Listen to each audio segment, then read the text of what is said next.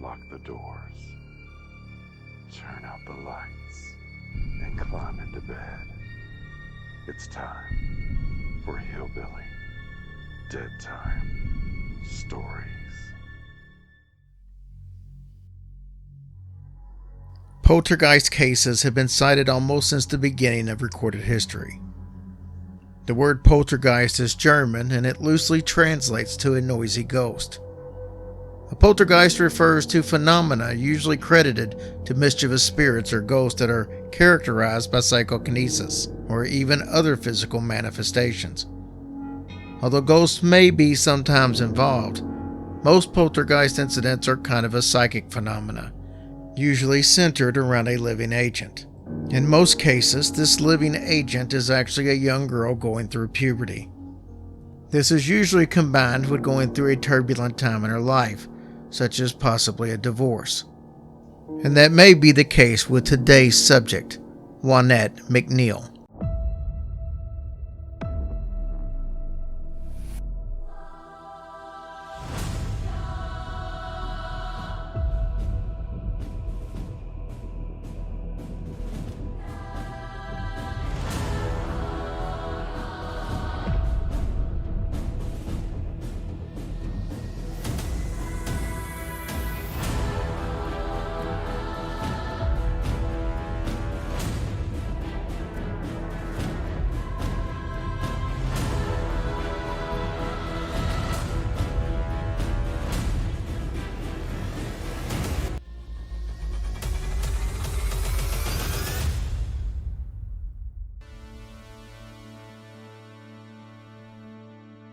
In 1948, a disturbed teenager named Juanette McNeil moved in with her father.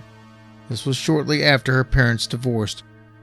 They moved to a farm west of Macomb, Illinois, and Juanette was very unhappy living there. Her emotions were all over the place because of the bitter divorce, and she began to manifest strange poltergeist activity in the form of small fires that she set with her mind all over the farm. The first fire happened on August 7th on the farm of a man named Charles Willie. At the time, the residents of the farm included Willie, his wife, his brother-in-law, and Juanette's brother, Arthur McNeil, and McNeil's two children, Arthur Jr., who was 8, and Juanette, who had just recently turned 13. The very first fire began not as a blaze, but as a small brown spot that appeared on the wallpaper in the living room of the Willie's farmhouse. That first spot was followed by another, and then another brown spot. The spots would appear, spread out several inches as they smoldered, and then, when they became hot enough, the spots burst into flames. Neighbors had to be called upon to come by the house and put out daily fires. Many of the neighbors stayed on the property, crowding into the house and even sleeping on the floor in an attempt to help keep watch over the situation. And soon, the fire chief was called in to launch an investigation. He had the Willies strip the wallpaper from their house, and the same brown spots then appeared on the bare plaster beneath, erupting into flames before dozens of witnesses. The front porch began to ignite along with the curtains in each room and one bed. Not even the National Fire Underwriters Laboratory, who were called in to investigate, knew why or how the fires were starting. It got to the point in which over 200 fires broke out, averaging 29 per day, and eventually an entire house was destroyed.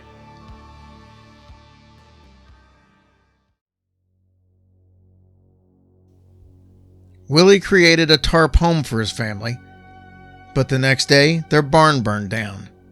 Days later, the second barn burned down, along with other structures, and the family eventually fled.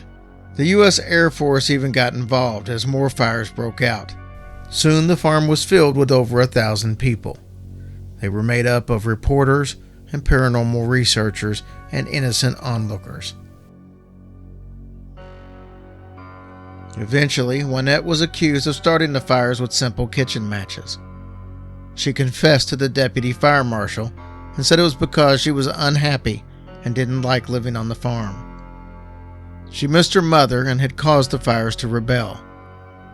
But that never explained the strange brown spots and how they turned into fires, or the fires that happened on the ceilings of buildings, even when Juanette was nowhere around. But the confession made everyone happy, and they closed the case, except for the hundreds of reporters and paranormal researchers who believed that Juanette was the human agent for the poltergeist phenomena.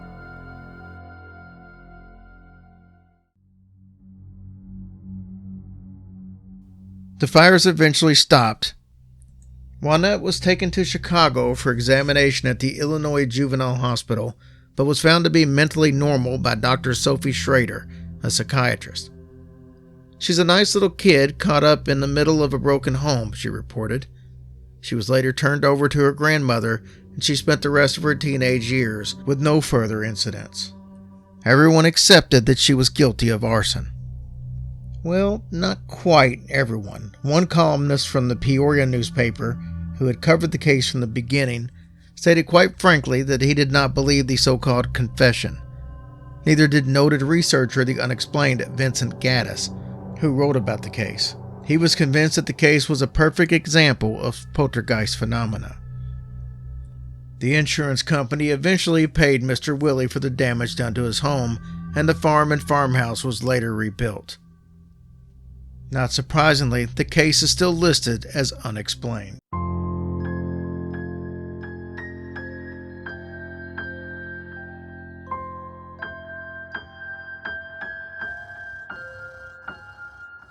Hush, little baby, don't say a word, or Daddy has to fight off a zombie herd. And once that zombie herd is dead, Daddy has to hack off the devil's head. And if that devil's head gets hacked, Daddy has to hunt down a werewolf pack. And when that werewolf pack goes down, Daddy has to slaughter an evil clown. And after the evil clown is killed, Daddy has to take on a vampire guild.